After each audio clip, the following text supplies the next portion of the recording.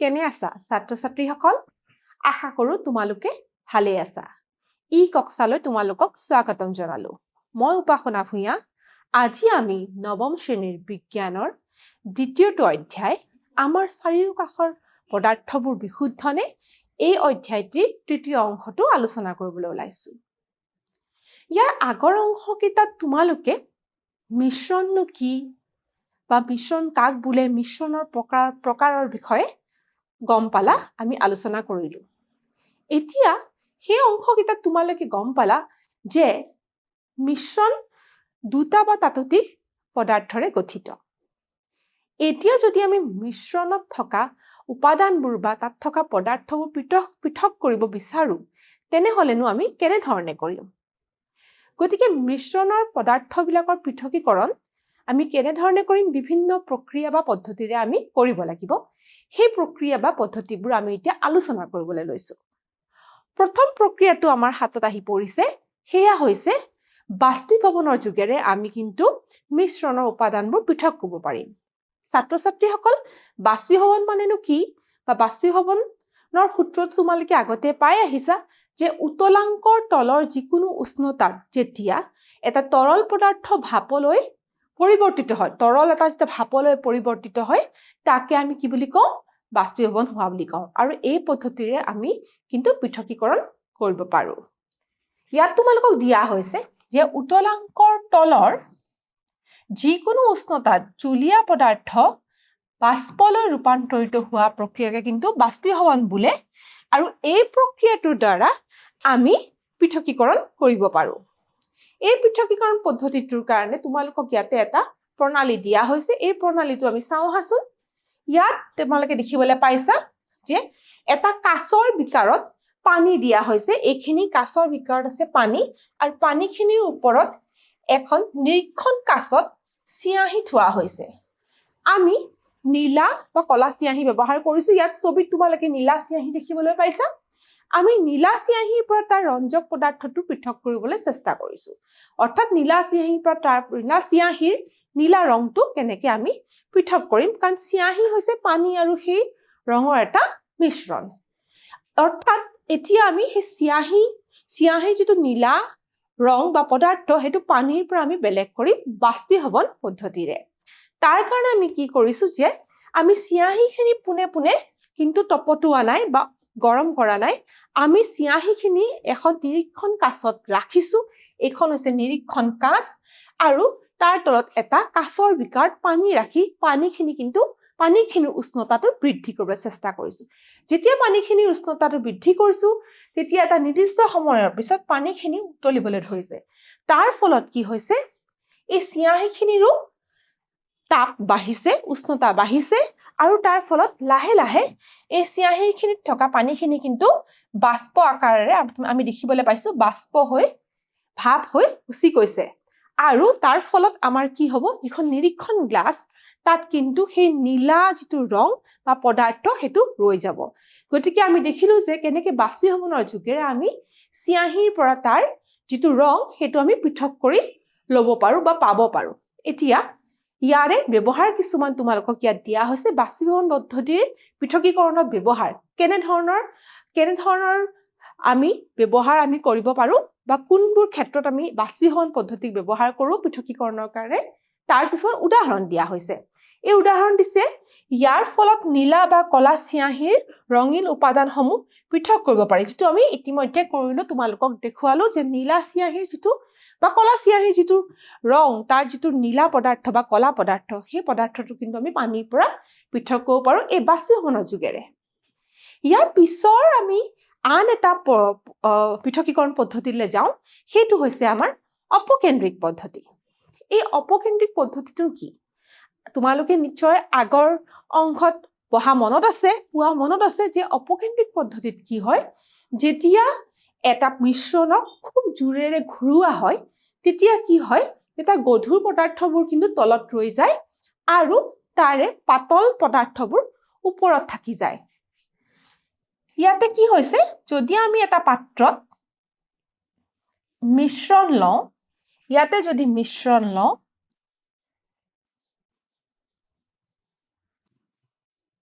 আমি মিশ্ৰণ লওঁ আৰু তাক খুব জোৰেৰে যদি আমি ঘূৰাও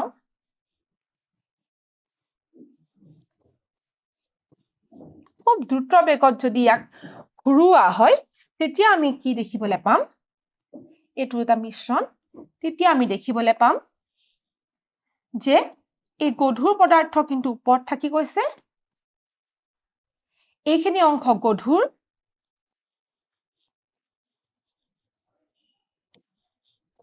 আৰু ওপৰৰ অংশত কিন্তু পাতল পদাৰ্থবিধ থাকি গৈছে গতিকে এটা মিশ্ৰণৰ পৰা তাঁতৰ গধুৰ আৰু পাতল পদাৰ্থ আমি পৃথক কৰিব পাৰো এই অপকেন্দ্ৰিক পদ্ধতিৰে অপকেন্দ্ৰিক পদ্ধতিৰ ব্যৱহাৰ কিছুমানো আমি পাইছো ইয়াত দিয়া হৈছে যে গাখীৰৰ পৰা ক্ৰীম পৃথক কৰা গাখীৰ আৰু ক্ৰীম পৃথক কৰিবলৈ আমি অপকেন্দ্ৰিক পদ্ধতি ব্যৱহাৰ কৰিম ঠিক তেনেকৈ ৱাশ্বিং মেচিনত কাপোৰ ধুওঁতে আমাৰ যেটো অপকেন্দ্ৰিক পদ্ধতিৰ ব্যৱহাৰ কৰা হয় তেজ আৰু প্ৰস্ৰাৱৰ পৰীক্ষাটো কি হয় আমি অপকেন্দ্ৰিক পদ্ধতি ব্যৱহাৰ কৰি এই তেজ আৰু প্ৰস্ৰাৱৰ পৰীক্ষা কৰা হয় ইয়াৰ পাছত ছাত্ৰ ছাত্ৰীসকল তোমালোকক আন এটা পৃথকীকৰণ পদ্ধতি আলোচনা কৰিবলৈ ওলাইছো তোমালোকৰ লগত সেই পৃথকীকৰণ পদ্ধতিটো কিহৰ ওপৰত বাৰু দুটা পৰস্পৰ মিহলি নোহোৱা তৰলৰ পৃথকীকৰণ এতিয়া যেতিয়া আমি দুটা পৰস্পৰ মিহলি নোহোৱা তৰল পাম উদাহৰণ হিচাপে যেনেকৈ পানী আৰু তেল আমি যদি পানী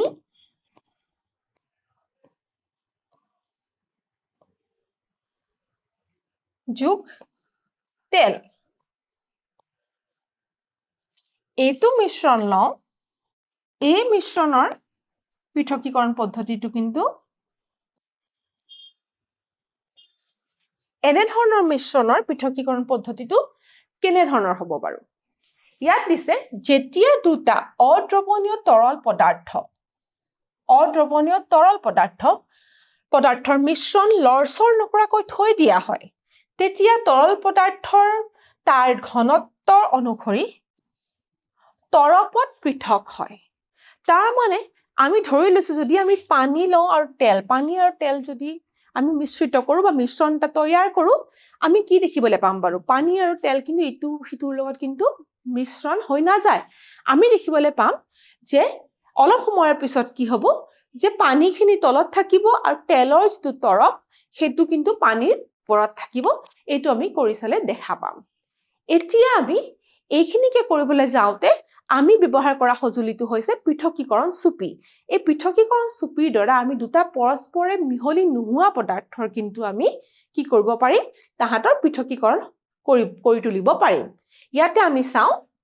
যে তেল আৰু পানীৰ মিশ্ৰণৰ পৃথকীকৰণ ধাতুৰ শোধন এতিয়া এইটো হৈছে এটা পৃথকীকৰণ চুপি পৃথকীকৰণ চুপিটোত পানী আৰু কেৰাচিন তেলৰ এটা মিশ্ৰণ দি পেলাই অলপ সময় থৈ দিয়া হৈছে লৰচৰ নকৰাকৈ থৈ দিয়া হৈছে তাৰ পাছত আমি কি দেখিবলৈ পাম যে পানীখিনি তলৰ অংশত থাকিব কাৰণ পানীখিনিৰ ঘনত্ব বেছি আৰু কেৰাচিনখিনি কিন্তু ওপৰৰ অংশত আমি দেখিবলৈ পাম তাৰ পাছত ইয়াত এটা তলফালে আছে পেষ্টথিলা এই পেষ্টথিলা খুলি দিয়াৰ লগে লগে আমি এইখিনি অংশত কিন্তু প্ৰথমতে পানীখিনি পাবলৈ সক্ষম হ'ম আৰু পৰৱৰ্তী সময়ত পানীখিনি নোহোৱা হোৱাৰ পিছত আমি কেৰাচিন তেলখিনি কিন্তু ইয়াতে আমি পৃথকীকৰণ চুপিত ৰৈ যাব বা সেইখিনি আমি পাবলৈ সক্ষম হ'ম ইয়াৰ পাছত আমি আন এটা পৃথকীকৰণ পদ্ধতিলৈ আহিম এই পৃথকীকৰণ পদ্ধতিটো হৈছে ঊৰ্ধ্বপাতনৰ দ্বাৰানো আমি কেনেকৈ মিশ্ৰণ পৃথকীকৰণ কৰো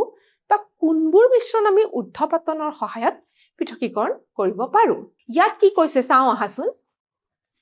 উদ্দায়ী আৰু অনুদ্দায়ী ঊৰ্ধ্বপাতিত কৰিব নোৱাৰা পদাৰ্থৰ মিশ্ৰণৰ উপাদানবোৰ পৃথক কৰা পদ্ধতি কোনোবা এটা উদ্দায়ী আৰু অনুদ্দায়ী ঊৰ্ধ্বপাতিত কৰিব নোৱাৰা পদাৰ্থৰ মিশ্ৰণ তাৰমানে এটা হৈছে ঊৰ্ধ্বপাতিত কৰিব পৰা মিশ্ৰণ পদাৰ্থ আৰু আনটো হৈছে ঊৰ্ধ্বপাতিত কৰিব নোৱাৰা পদাৰ্থ এনে দুটা পদাৰ্থৰ মিশ্ৰণৰ পৰা কিন্তু আমি ইটোক আনটো ঊৰ্ধ্বপাতনৰ দ্বাৰা আমি পৃথকীকৰণ কৰিব পাৰো এইখিনিতে তোমালোকক কৈ থওঁ যে ঊৰ্ধ্বপাতননো কি মই সোঁৱৰাই দিওঁ যে ঊৰ্ধ্বপাতন হৈছে যেতিয়া এটা গোটা পদাৰ্থৰ উষ্ণতা বঢ়ালে সি গোটা পদাৰ্থটো তৰল অৱস্থালৈ নগৈ পোনে পোনে যেতিয়া গেছীয় অৱস্থালৈ যায় এই প্ৰক্ৰিয়াটোকে আমি কি বুলি কওঁ ঊৰ্ধ্বপাতন বুলি কওঁ আৰু এই প্ৰক্ৰিয়াটোৰ ব্যৱহাৰ ইয়াত দিছে নিমখ আৰু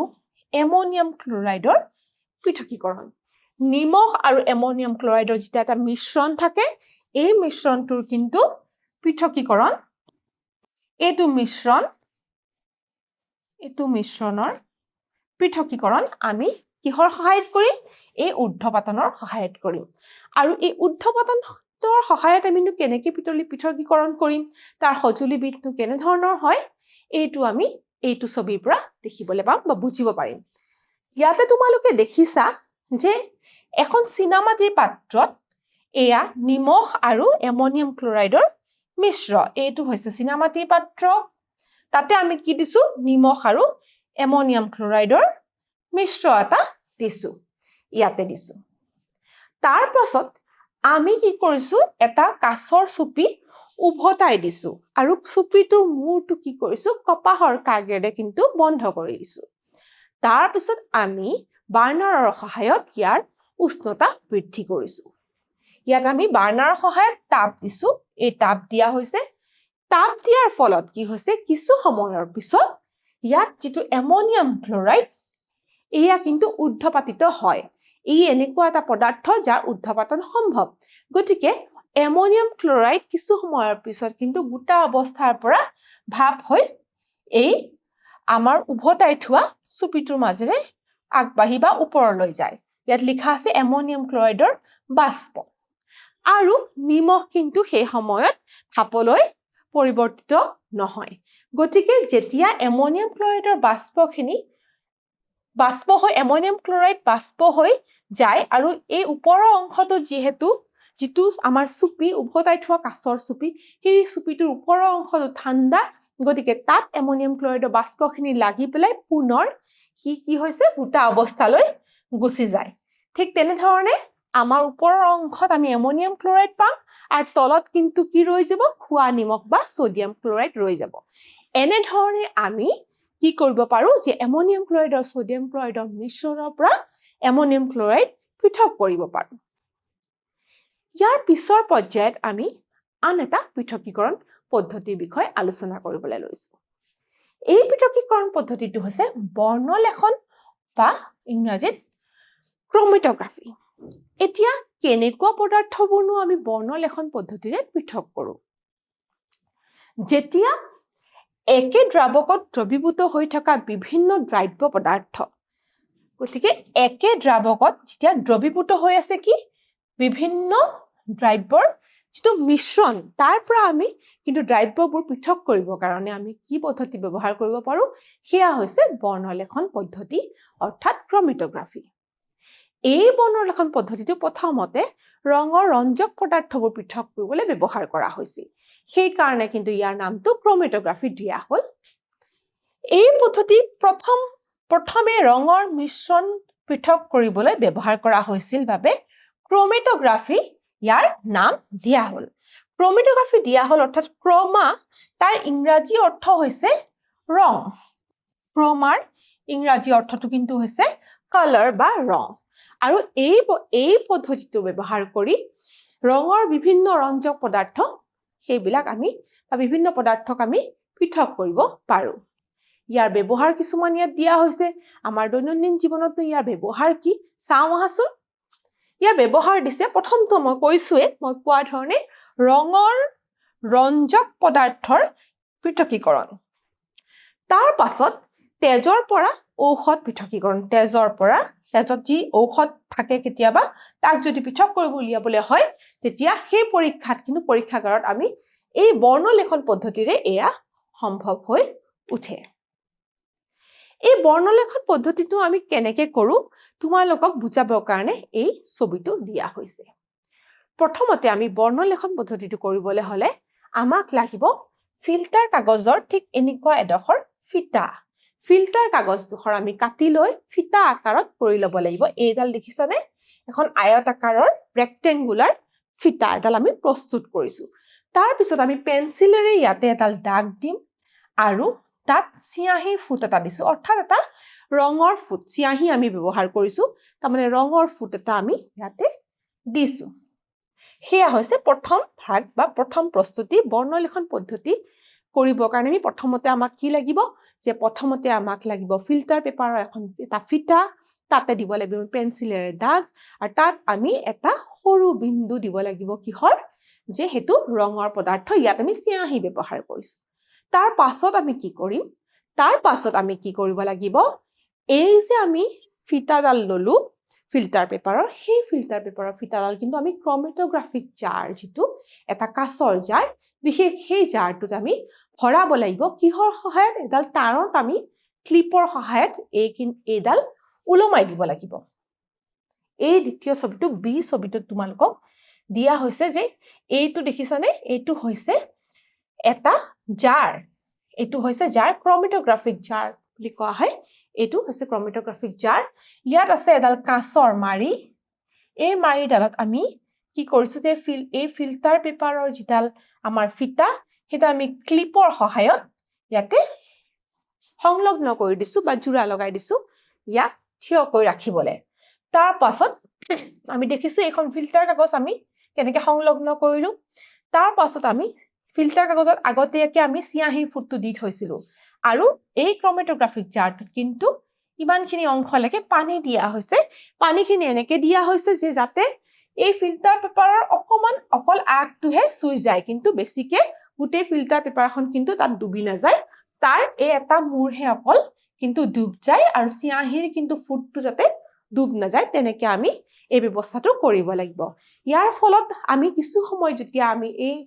ফিল্টাৰ কাগজৰ ফিটাটো আমি যে ক্ৰমেটোগ্ৰাফিক জাৰটোত ৰাখি থৈ দিম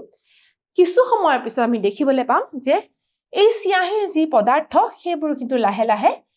পৃথক হৈ ওপৰৰ দিশত উঠি যাব আৰু ইয়াত থকা বিভিন্ন ৰঞ্জক পদাৰ্থবিলাক বিভিন্ন উচ্চতালৈ উঠি যাব আৰু তাৰ পৰা আমি বিভিন্ন পদাৰ্থ পৃথক কৰি ল'ব পাৰিম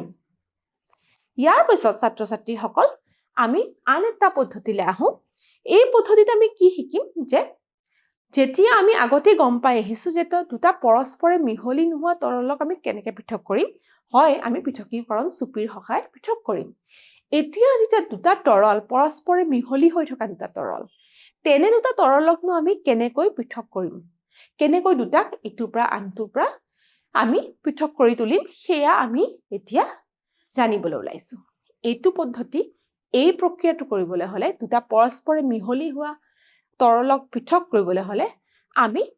পাতন পদ্ধতি ব্যৱহাৰ কৰিব লাগিব এই পাতন পদ্ধতিনো কি কেনে ধৰণে ব্যৱহাৰ কৰিব লাগে আহাচোন আমি চাওঁ দুটা মিশ্ৰণীয় তৰলৰ উপাদানবোৰ যদি বিয়োজিত নোহোৱাকৈ দেই বাষ্পীভূত হয় আৰু সিহঁতৰ উতলাংকৰ মাজত যথেষ্ট পাৰ্থক্য থাকে তেন্তে তৰল কেইটা পাতন প্ৰক্ৰিয়াৰে পৃথকীকৰণ কৰিব পাৰি তাৰমানে যেতিয়া দুটা পৰস্পৰে মিহলি হৈ থকা তৰল আমি পাওঁ সেই দুটা পৰস্পৰে মিহলি হোৱা দুটা তৰলৰ যদি উতলাংকৰ মাজত যথেষ্ট পাৰ্থক্য থাকে তাৰমানে এটা তৰলৰ উতলাংক আৰু আনটো তৰলৰ উতলাংকৰ মাজত যথেষ্ট পাৰ্থক্য থাকে আৰু তপতালে বা উষ্ণতা বৃদ্ধি কৰিলে তাহাঁতৰ যদি ফিউজন ঘটে বা তাহাঁতৰ ডিকম্পজিশন নহয় তেনে দুটা তৰলক আমি পৰস্পৰে মিহলি হোৱা তৰলক আমি পাতন পদ্ধতিৰে কিন্তু পৃথকীকৰণ কৰিব পাৰো ইয়াৰ এটা উদাহৰণ ল'ব পাৰো যে যদি পানীত এচিটন মিহলি হৈ থাকে কাৰণ এচিটন আৰু পানী দুটা পৰস্পৰে মিহলি হোৱা তৰল তেনে ক্ষেত্ৰত এচিটন আৰু পানীৰ মিশ্ৰণক আমি পাতন পদ্ধতিৰে আমি পৃথকীকৰণ কৰিব পাৰো কাৰণ কিয় আমি পাতন পদ্ধতিৰে পৃথকীকৰণ কৰিব পাৰো পানীৰ উতলাংক আমি জানো পানীৰ উতলাংক হৈছে প্ৰায় 100 ডিগ্ৰী সেন্টিগ্ৰেড আৰু এচিটনৰ উতলাংক 50 ডিগ্ৰী সেন্টিগ্ৰেডতকৈ তলত গতিকে দুটাৰ উতলাংকৰ মাজত খুব এটা বেছি পাৰ্থক্য আছে আৰু সেইকাৰণে আমি পাতন স্তম্ভৰে কিন্তু ইহঁত দুটাক আমি পৃথক কৰিব পাৰো তাৰ পাছত আমাৰ দুই বা তাতোধিক পৰস্পৰে মিহলি হোৱা তৰলৰ উতলাংকৰ পাৰ্থক্য 25 কেলভিনতকৈ যদি কম হয় সিহঁতক পৃথক কৰিবলৈ আংশিক পাতন বা ফ্ৰেকশনাল ডিষ্টিলেশ্যন পদ্ধতি প্ৰয়োগ কৰা হয় এতিয়া পানী আৰু এচিটনৰ ক্ষেত্ৰত আমি দেখিলো যে দুয়োটাৰে কিন্তু উতলাংকৰ মাজত যথেষ্ট পাৰ্থক্য আছে তেনে ক্ষেত্ৰত আমি পাতন পদ্ধতি ব্যৱহাৰ কৰিম কিন্তু যদি দুটা পৰস্পৰে মিহলি হোৱা তৰলৰ উতলাংকৰ মাজত যদি 25 বা 25 কেলভিনতকৈ কম পাৰ্থক্য থাকে তেনে ক্ষেত্ৰত আমি কি কৰিম তেনে ক্ষেত্ৰত আমি কিন্তু আংশিক পাতন পদ্ধতিটো ব্যৱহাৰ কৰিম ইয়াত দিছে বায়ুৰ পৰা বিভিন্ন গেছ আৰু খাৰুৱা তেলৰ পৰা পেট্ৰলিয়ামজাত পদাৰ্থৰ পৃথকীকৰণ তাৰমানে আমি জানো যে বায়ু হৈছে বহুবিধ গেছৰ মিশ্ৰণ গতিকে বায়ুৰ যিবোৰ গেছ আছে সিহঁতৰ কিন্তু উতলাংকৰ মাজত বহু বেছি পাৰ্থক্য নাই তেনে ক্ষেত্ৰত আমি বায়ুৰ পৰা বিভিন্ন গেছ পৃথক কৰিবৰ কাৰণে আমি কি কৰিব লাগিব যে আমি আংশিক পাতন পদ্ধতিটো ব্যৱহাৰ কৰিব লাগিব ঠিক তেনেকৈ তেলৰ পৰা খাৰুৱা তেলৰ পৰা আমি পেট্ৰলিয়ামজাত পদাৰ্থ পৃথক কৰিবৰ কাৰণেও কিন্তু আমাক কি লাগিব যে আমি এই আংশিক পাতনটো ব্যৱহাৰ কৰিব লাগিব বুলি কোৱা হৈছে এতিয়া আমাৰ পাতন পদ্ধতিৰ এটা এই পাতন পদ্ধতিটো কেনেকে কৰে তোমালোকক ছবি আকাৰে বুজাবৰ কাৰণে এই চিত্ৰটো দিয়া হৈছে পাতন পদ্ধতিৰ দুটা মিশ্ৰণীয় তৰলৰ পৃথকীকৰণ যে দুটা মিশ্ৰণীয় তৰল আমি পাম যেটো দুটা মিশ্ৰণীয় তৰল ধৰি লৈছো যেনেকে কি হ'ব পানী আৰু এচিটন আৰু তাহাত দুটাৰ মাজত উতলাংকৰ যথেষ্ট কিন্তু পাৰ্থক্য আছে তেনে ক্ষেত্ৰত আমি পাতন পদ্ধতি ব্যৱহাৰ কৰিম ইয়াতে তোমালোকে দেখিব পাইছা এটো এটা পাতন ফ্লাক্স এটো আমাৰ কোৱা হয় ৰাউন্ড বটম ফ্লাক্স বুলিও কোৱা হয় RB বুলিও কোৱা হয় ৰাউন্ড বটম ফ্লাক্স বুলি কোৱা হয় আৰু এই ৰাউন্ড বটম ফ্লাক্সটো আমি এডাল ষ্টেণ্ডৰ সহায়ত এটা ক্লেম্পৰ সহায়ত তাৰমানে আমি থিয় কৰাই ৰাখিছো কোৰ ওপৰত এটা বাৰ্নাৰৰ ওপৰত ইয়াত কিন্তু দুটা পৰস্পৰে মিহলি হোৱা তৰল আছে ইয়াত পৰস্পৰে মিহলি হোৱা তৰলৰ মিশ্ৰণটো আছে আৰু যেতিয়া আমি তপতাই দিও বা উষ্ণতা বৃদ্ধি কৰো তাপ দিও তেতিয়া কি হ'ব ইহঁতৰ উতলাংক অনুসৰি তাৰমানে যিটো তৰলৰ উতলাংক কম হি প্ৰথমতে কি হ'ব ভাপ আকাৰে এই কনডেন্সাৰডালৰ সহায়ত কিন্তু ভাপ আকাৰে গুচি যাব ইয়াৰ যিটো তৰলৰ উতলাংক কম সেই তৰলটো কিন্তু প্ৰথমতে কি হ'ব ভাপ হৈ এইডাল কনডেন্সাৰ বুলি কোৱা হয় তাৰমানে কেনেকুৱা ধৰণৰ ইয়াৰ মাজেৰে ভাপ হৈ যাব আৰু কনডেন্সাৰডালৰ বাহিৰত কি হৈছে পানীৰ বহিগমন ঠাণ্ডা পানী কিন্তু এফালেদি সোমাই আৰু এফালেদি ওলাই যায় গম পাইছে গতিকে পানী এফালেদি সোমাই পানীৰ অন্তৰ্গমন তাৰমানে বাহিৰৰ পৰা যেতিয়া পানী সোমাই ঠাণ্ডা পানী আৰু সেইখিনি পানী আকৌ বাহিৰলৈ ওলাই যায় গতিকে অহৰহ এইটোৰ মাজেৰে কি হয় এইটোৰ চাৰিওফালে কি হয় আমাৰ ঠাণ্ডা পানী চলাচল হৈ থাকে এটা ঠাণ্ডা পানী চলাচল হৈ থকাৰ ফলত কি হয় যেতিয়া ভাপ আকাৰে ইয়াৰ মাজেৰে ভাপখিনি যায় এটা তৰল যেতিয়া ভাপ হৈ যায় ইয়াত পুনৰ তাৰ কি হয় শীতলীকৰণ হয় বা এটো শীতক যন্ত্ৰ বুলি কয় যেহেতু ইয়াৰ চাৰিওফালে ঠাণ্ডা পানী গৈ থাকে গতিকে ইয়াত ভাপখিনি আকৌ ঠাণ্ডা হয় পুনৰ কি হয় ঠাণ্ডা হৈ পেলাই তৰল হৈ পেলাই আমি ইয়াত আন এটা এনেকুৱা পাত্ৰত আমি তাক সংগ্ৰহ কৰিব পাৰো গতিকে আমি ইয়াৰ দুটা পৰস্পৰে মিহলি হোৱা তৰল পদাৰ্থৰ মিশ্ৰণৰ পৰা আমি এটা পদাৰ্থ ইয়াত আমি পালো আৰু আনটো পদাৰ্থ যিটো উতলাংক বেছি হেতু ইয়াতে ৰৈ যাব ঠিক এনেদৰে আমি পাতন প্ৰক্ৰিয়াৰে দুটা পৰস্পৰে মিহলি হোৱা তৰল যাৰ উতলাংকৰ মাজত যথেষ্ট পাৰ্থক্য আছে আমি কিন্তু তাৰ পৃথকীকৰণ কৰিব পাৰো ইয়াৰ পাছত তোমালোকক মই আংশিক পাতনৰ কথা কৈছিলো আংশিক পাতন আমি কেতিয়া ব্যৱহাৰ কৰো বুলি কৈছিলো আংশিক পাতন আমি ব্যৱহাৰ কৰো সেইবিলাক পৰস্পৰে মিহলি হোৱা তৰলৰ ক্ষেত্ৰত বা পদাৰ্থৰ ক্ষেত্ৰত যিবিলাকৰ উতলাংকৰ মাজত 25 কেলভিনতকৈ কিন্তু 25 কেলভিনতকৈ কম পাৰ্থক্য সিহঁতৰ উতলাংকৰ মাজত কিন্তু পাৰ্থক্য বেছি নাই 25 কেলভিনতকৈ কম আছে তেনে ধৰণৰ পদাৰ্থৰ মিশ্ৰণক আমি আংশিক পাতন প্ৰক্ৰিয়াৰে কিন্তু পৃথক কৰিব পাৰো ইয়াত আংশিক পাতনটো কেনেকৈ কৰে তাৰ চিত্ৰাকাৰে ইয়াত এই আংশিক পাতন তোমালোকক দেখুওৱা হৈছে সেই বিভিন্ন গেছৰ উতলাংক অনুযায়ী কিন্তু সেইবিলাক ভাগ হৈ আহিব গেছবিলাক নিজৰ উতলাংক অনুসৰি স্তম্ভৰ বিভিন্ন উচ্চতাত পৃথক হ'ব কি হ'ব স্তম্ভৰ কিহৰ অনুসৰি নিজৰ উতলাংকৰ অনুসৰি স্তম্ভৰ বিভিন্ন ভাগত পৃথক হৈ আহিব ইয়াত এখন তোমালোকক টেবুল দিয়া হৈছে টেবুলত আমাক অক্সিজেন আৰ্গন আৰু নাইট্ৰজেনৰ উতলাংকৰ কথা কৈছে আমি দেখিছো যে নাইট্ৰজেনৰ -196 আৰ্গনৰ -186 আৰু অক্সিজেনৰ -183 এয়া হৈছে এইবিলাক গেছৰ উতলাংক আৰু আমি দেখিবলৈ পাইছো যে ইহঁতৰ উতলাংকৰ মাজত কিন্তু 25K কে বেছি পাৰ্থক্য নাই কম পাৰ্থক্য আছে গতিকে সেই কাৰণে এইবিলাক গেছ বায়ুৰ পৰা আমি পৃথক কৰিব বায়ুৰ পৰা এই গেছবোৰ পৃথকীকৰণ পদ্ধতিৰ কাৰণে আমি আংশিক পাতনহে ব্যৱহাৰ কৰিছো আৰু এয়া বায়ুৰ আয়তনৰ শতাংশ দিয়া হৈছে যে নাইট্ৰজেনৰ 78.1 শতাংশ আৰ্গনৰ 0.9 শতাংশ আৰু অক্সিজেনৰ 20.9 শতাংশ এতিয়া ইয়াত আমাক বায়ুৰ সংযুতিবোৰৰ পৃথকীকৰণ বুলি কৈছে যেনেকৈ আমি এতিয়া পাই আহিলো যে বায়ুৰ বিভিন্ন অংশ বা তাৰ বিভিন্ন গেছবোৰ আমি পৃথকীকৰণ যে কৰো বুলি আমি কলো এতিয়া তাৰ এটা সেইটো কেনে ধৰণে কৰা হয় কেনে ধৰণৰ সঁজুলিত কৰা হয় তাৰ এটা আভাস দিবৰ কাৰণে এই চিত্ৰটো প্ৰস্তুত কৰা হৈছে তোমালোকে মন দি চোৱাচোন ইয়াত তোমালোকক দিয়া হৈছে যে প্ৰথমে বায়ু প্ৰৱেশ কৰে প্ৰথমতে আমি কৈছো যে বায়ুক উচ্চ চাপ দিব লাগিব উচ্চ চাপ দি তাক সংকুচিত কৰিব লগা হয় গতিকে প্ৰথমে চাপযুক্ত বায়ু ইয়াত চাপ দিয়া হয় বায়ু যেতিয়া প্ৰৱেশ কৰে চাপ দি তাৰ পাছত কি হয় এয়া গৰম বায়ু হয় কিন্তু সেই গৰম বায়ু কি হয়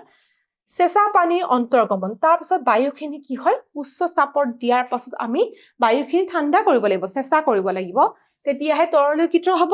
গতিকে তাৰ পাছত এয়া হৈছে য'ত ইয়াত হৈছে বায়ু আমি চেঁচা কৰো চেঁচা সংকুচিত বায়ু অৰ্থাৎ এয়া হৈছে এটা তৰলীকৃত বায়ু সেই তৰলীকৃত বায়ু এতিয়া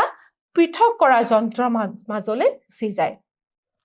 এতিয়া পৃথক কৰা যন্ত্ৰৰ মাজেৰে গৈ আংশিক পাতন স্তম্ভত কি হ'ব যে এই তৰল বায়ুৱে নিজৰ উতলাংশ অনুযায়ী বেলেগ বেলেগকৈ পৃথক হৈ আহিব প্ৰথমতে কি হ'ব নাইট্ৰজেনৰ বহিঃগমন বা নাইট্ৰজেন এই ওপৰেদি ওলাই যাব তাৰ তলেদি আৰ্গন আৰু শেষত কি হ'ব কিন্তু অক্সিজেনখিনি তৰল হিচাপে ৰৈ যাব আৰু তাৰ পাছত কিন্তু ইয়াৰ পৰৱৰ্তী পৰ্যায়ত এই অক্সিজেনখিনিও কিন্তু আমি পৃথককে এইটো টেংকত বা এইটো পাত্ৰত আমি পাবলৈ সক্ষম হ'ম ঠিক তেনেকৈ আমি এতিয়া কি হৈছে বায়ুৰ পৰা নাইট্ৰজেন অক্সিজেন আৰু আৰ্গন এই তিনিবিধ গেছনো কেনেকৈ আংশিক পাতনৰ দ্বাৰা আমি পৃথকীকৰণ কৰিব পাৰো তাৰ সেইটো ব্যৱস্থাপনাটো কেনেধৰণৰ হয় তাকে আমি এই চিত্ৰটোৰ দ্বাৰা তোমালোকক দেখুৱাবলৈ চেষ্টা কৰিলো ইয়াৰ পাছত ছাত্ৰ ছাত্ৰীসকল আমি আন এটা পৃথকীকৰণ পদ্ধতি যিটো স্ফটিকীকৰণ পদ্ধতিলৈ যাওঁ এই স্ফটিকীকৰণ পদ্ধতিটো কেনেধৰণৰ মিশ্ৰণৰ ক্ষেত্ৰত আমি ব্যৱহাৰ কৰো কেনেধৰণৰ মিশ্ৰণ পৃথক কৰিবৰ কাৰণে স্ফটিকীকৰণ পদ্ধতি ব্যৱহাৰ কৰো হয় যেতিয়া এটা অশুদ্ধ গোটা পদাৰ্থৰ পৰা শুদ্ধ গোটা পদাৰ্থ পাবলৈ চেষ্টা কৰিম তেতিয়া আমি স্ফটিকীকৰণ পদ্ধতি ব্যৱহাৰ কৰিম ইয়াত তোমালোকক কোৱা হৈছে যে স্ফটিকীকৰণ পদ্ধতিৰ দ্বাৰা কঠিন পদাৰ্থ বিশুদ্ধ কৰা হয় তাৰমানে যেতিয়া এটা কঠিন পদাৰ্থ অশুদ্ধ হৈ থাকে অশুদ্ধ অৱস্থাৰ পৰা তাক শুদ্ধিকৰণ কৰো সেইটো হৈছে স্ফটিকীকৰণ পদ্ধতিৰ দ্বাৰা এই স্ফটিকীকৰণ পদ্ধতিৰ বিভিন্ন ব্যৱহাৰ আছে দৈনন্দিন জীৱনত তাৰ এটা খুব গুৰুত্বপূৰ্ণ ব্যৱহাৰ প্ৰথমতে দিছো সাগৰৰ পানীৰ পৰা পোৱা নিমখ বিশুদ্ধিকৰণ আমি যেতিয়া সাগৰৰ পানীৰ পৰা নিমখ পাওঁ সেই নিমখ কিন্তু শুদ্ধ নিমখ নহয় সেয়া যথেষ্ট অশুদ্ধিযুক্ত নিমখ তাক কিন্তু আকৌ সেই নিমখ হৈছে কঠিন পদাৰ্থ সেই কঠিন নিমখক আমি আকৌ যেতিয়া শুদ্ধিকৰণ কৰিবলগীয়া হয় সেই শুদ্ধিকৰণত কিন্তু আমি স্ফটিকীকৰণ পদ্ধতি ব্যৱহাৰ কৰো তাৰ পাছতো দিছে যে অশুদ্ধ ফিটকিৰিৰ পৰা বিশুদ্ধ ফিটকিৰিৰ আহৰণ অশুদ্ধ ফিটকিৰিৰ পৰা ঠিক তেনেধৰণে আমি স্ফটিকীকৰণ পদ্ধতিৰ দ্বাৰা আমি শুদ্ধ ফিটকিৰি বা বিশুদ্ধ ফিটকিৰি আহৰণ কৰো তাৰ পাছত দিছে অশুদ্ধ কপাৰ সালফেটৰ পৰা বিশুদ্ধ কপাৰ সালফেট আহৰণ গতিকে সাগৰৰ পানীৰ পৰা নিমখ আমি বিশুদ্ধিকৰণ কৰো অশুদ্ধ ফিটকিৰিৰ পৰা আমি বিশুদ্ধ ফিটকিৰি আহৰণ কৰো আৰু অশুদ্ধ কপাৰ সালফেটৰ পৰা আমি কি কৰো বিশুদ্ধ কপাৰ সালফেট আমি আহৰণ কৰো গতিকে এইবিলাক হৈছে নিমখ হওক বা ফিটকিৰিয়ে হওক বা কপাৰ সালফেট হওক এই তিনিবিধ হৈছে কিন্তু গোটা পদাৰ্থ কঠিন পদাৰ্থ এইখিনি কঠিন পদাৰ্থ অশুদ্ধ ৰূপত থাকে যাক আমি স্ফটিকীকৰণ পদ্ধতিৰ দ্বাৰা কিন্তু বিশুদ্ধিকৰণ আমি কৰিব পৰা যায় ইয়াৰ পাছত তোমালোকক পানী যোগান প্ৰকল্পত পানীৰ বিশুদ্ধিকৰণৰ কথা কৈছে প্ৰথমতে এয়া জলাধাৰ বুলি দিছে এয়া আমাৰ যিটো প্ৰথম পানীৰ টেংক বা পানীৰ সোৰ্স বুলি যিটো কওঁ এয়া নীলা আকাৰত নীলা যিটো ৰং দেখিছা সেয়া পানী প্ৰথমতে কি হ'ব প্ৰথমে এই পানী অৱক্ষেপন টেংকত সোমাব কি হ'ব গোটা পদাৰ্থৰ অৱক্ষেপনৰ বাবে তাৰ পাছত কি হ'ব এই পানীত যিখিনি উপঙি থকা অশুদ্ধি থাকিব সেইখিনি কাৰণে আমি আমাৰ পানীখিনি লোডিং টেংক এটাত সোমাব তাৰ পাছত কি হ'ব এই পানীখিনি যেতিয়া পাৰ হৈ যাব তাৰ পাছতহে পৰিশ্ৰৱণ টেংকত সোমাব তাৰ মানে ফিল্ট্ৰেশ্যন টেংক ফিল্টাৰ হ'ব পৰিশ্ৰৱণ টেংকত এই পৰিশ্ৰৱণ টেংকটোত কেনে ধৰণে ফিল্টাৰ হ'ব চাওঁ তাত কেইবাটাও তৰপ দিয়া হৈছে পানীখিনি ওপৰে ওপৰে সোমাব আৰু তিনিটা তৰপ আমাক দেখুওৱা হৈছে প্ৰথম তৰপটো হৈছে বালি তাৰ পিছৰটো হৈছে শিলগুটি আৰু শেষৰটো খহটা শিলগুটি বুলি দিছে পানীখিনি ওপৰত মিহি বালি শিলগুটি আৰু খহটা শিল গতিকে তিনিটা তৰপৰ মাজেৰে যাব আৰু এই তিনিটা তৰপৰ ক্ষেত্ৰত তোমালোকে মন কৰিছানে যে এই তৰপবোৰৰ কিন্তু যিবিলাক কণিকা সেইবিলাকৰ কিন্তু আকাৰৰ আকৃতিৰ পাৰ্থক্য আছে মিহি বালিৰ আকাৰবিলাক খুবেই সৰু ক্ষুদ্ৰ তাৰ পাছত আমাৰ কিছুমান সৰু শিলগুটিৰ কথা কৈছে যাৰ আকাৰ অলপ ডাঙৰ আৰু শেষত যিবোৰ খহটা শিলগুটি তোমালোকে দেখিছা সেইবোৰৰ আকাৰ কিন্তু যথেষ্ট ডাঙৰ এইখিনিৰ মাজেৰে যেতিয়া পানী পাৰ হৈ যাব এইখিনি পৰিশ্ৰৱণ হৈ ফিল্টাৰ হৈ যাব আৰু তাৰ পাছত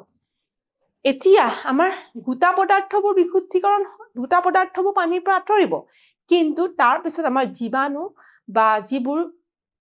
অনুজীৱ বা যিবোৰ বীজাণু যদি থাকে পানীত সেই বীজাণুখিনিও কিন্তু আঁতৰাব লাগিব সেয়া আমাৰ ক্লৰিনেৰে আঁতৰোৱা হয় গতিকে ইয়াত আন এটা টেংক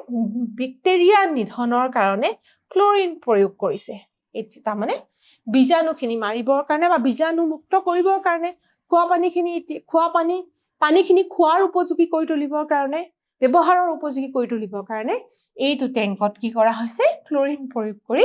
ইয়াক বীজাণু মুক্ত কৰা হৈছে আৰু তাৰ পাছতে কিন্তু সেয়া পানী আমাৰ ঘৰলৈ টেপৰ যোগেৰে বা নলৰ যোগেৰে আমাৰ বিভিন্ন ৱাটাৰ পাইপ বা পানীৰ যিবিলাক পাইপ তাৰ মাজেৰে আমাৰ ঘৰত আমি পাবলৈ সক্ষম হওঁ এনেধৰণে আমাৰ পানী আমি দেখিছো যে পানী যোগান প্ৰকল্পত পানীৰ বিশুদ্ধীকৰণ এটা তোমালোকে ইয়াত এটা আভাস পালা বুজিব পাৰিলা ছাত্ৰ ছাত্ৰীসকল আজি আমি আমাৰ এই ভাগটোত আমি বিভিন্ন মিশ্ৰণৰ যি পৃথকীকৰণ পদ্ধতি তাৰে কেইবাটাও পৃথকীকৰণ পদ্ধতি আমি শিকিলো প্ৰথমতে আমি বাষ্পীভৱনৰ দ্বাৰা কেনেকৈ পৃথকীকৰণ কৰে তাকে শিকিলো তাৰপিছত অপকেন্দ্ৰিক পদ্ধতি শিকিলো পৃথকীকৰণ চুপিৰ দ্বাৰা কেনেকৈ পৃথক কৰে তাক আমি আলোচনা কৰিলো তাৰপিছত ঊৰ্ধ্বপাতন আৰু পাতন পদ্ধতি আংশিক পাতন পদ্ধতি ইত্যাদি এইবিলাক পদ্ধতি কিন্তু আমি আলোচনা কৰিলো লগতে বৰ্ণলেখন পদ্ধতিৰ দ্বাৰা কেনেকেনো পদাৰ্থবোৰ ইটোৰ পৰা আনটো পৃথক কৰে আমি শিকিলো এতিয়া আমি মূল্যায়নৰ দিশলৈ যাওঁ তোমালোকে কিমাননো বুজি পাইছা কেইটামান প্ৰশ্নৰ দ্বাৰা আমি জানিবলৈ চেষ্টা কৰো প্ৰথম প্ৰশ্নটো হৈছে ইয়াত দিয়া আছে এমনিয়াম ক্লোৰাইড আৰু নিমখৰ পৃথকীকৰণ পদ্ধতিটো কি বাষ্পীভৱন ঊৰ্ধ্বপাতন অপকেন্দ্ৰিক নে ওপৰৰ এটাও নহয় আমি পাইছো যে এমনিয়াম ক্লোৰাইড আৰু নিমখৰ পৃথকীকৰণ আমি কেনেকৈ কৰো ঊৰ্ধ্বপাতনৰ দ্বাৰা আমি কৰো ইয়াৰ পাছৰ প্ৰশ্নটোলৈ যাওঁ ইয়াৰ পাছৰ প্ৰশ্নটো দিয়া হৈছে কেৰাচিন আৰু পানী ডেছ চুপিৰ সহায়ত পৃথক কৰিব পাৰি কেৰাচিন আৰু পানী কিহেৰে পৃথক কৰিব পাৰি পৃথকীকৰণ